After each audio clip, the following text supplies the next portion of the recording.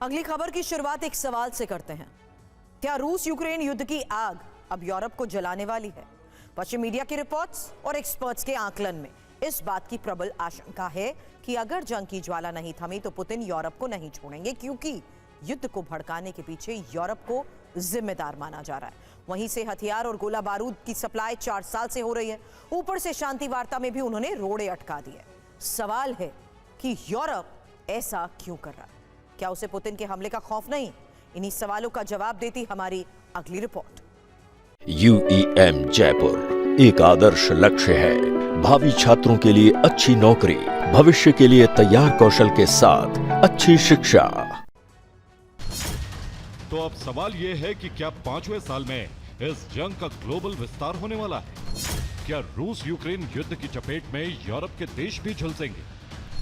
ये सवाल क्यों हो रहे हैं? क्यों ये डर है कि पुतिन अपनी पावरफुल मिसाइलों का रुख यूरोप की तरफ मोड़ सकते हैं? सवाल यही है कि यूरोप शांति क्यों नहीं चाहता? युद्ध में उसका अपना हित है क्या, जो उसे ऐसी चाल चलने पर मजबूर कर रहा है? रूस से 860 किलोमीटर दूर एस्टोनिया, 850 किलोमीटर की दूरी पर लातविया मौजूद, सिर्फ 790 किलोमीटर दूर लिथुआनिया स्थित है। रूस से 1150 किलोमीटर दूर पोलैंड मौजूद है, 1392 किलोमीटर दूर नॉर्वे, 1330 किलोमीटर दूर रोमानिया, 1300 किलोमीटर दूर फिनलैंड और 1630 किलोमीटर दूर बुल्गारिया मौजूद है।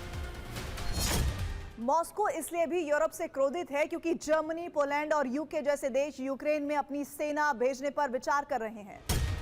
जिसे आज आप रूस के नाम से जानते हैं, वो कभी सोवियत संघ हुआ करता था, लेकिन 1991 में इसके 15 टुकड़े हो गए। इसे आप नक्शे से समझ सकते हैं। एस्टोनिया, लातविया, लिथुआनिया, मोल्दोवा समेत जिन 15 देशों को आज आप अलग देख रहे हैं, वो कभी सोवियत संघ का हिस्सा हुआ करते थे।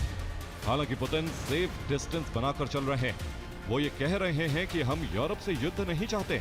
अगर यूरोप हमसे लड़ना चाहता है तो हम भी तैयार हैं।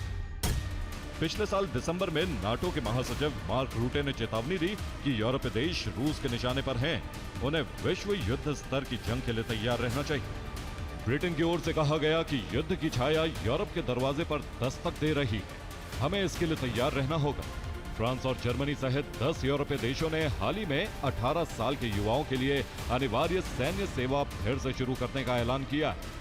पूर्वी यूरोप के पोलैंड, लिथुआनिया, लातविया और एस्टोनिया जैसे देश लैंडमाइन और गोला बारूद स्टोर कर रहे हैं। साल 2025 के लिए EU का अनुमानित रक्षा बजट बढ़कर 446 अरब डॉलर तक पहुंचने की संभावना है, जो अमेरिका के बाद सबसे ज्यादा है। इससे ये जाहिर होता है कि यूरोपीय देश दीर्घकालिक युद्ध रणनीति पर पैसा बहा रहे हैं। रक्षा बजट बढ़ाने वाले देशों में पोलैंड, एस्टोनिया, लातविया और लिथुआनिया जैसे देश, जिन्होंने अपनी GDP का 3 से 4% से ज्यादा हिस्सा डिफेंस पर खर्च किया है।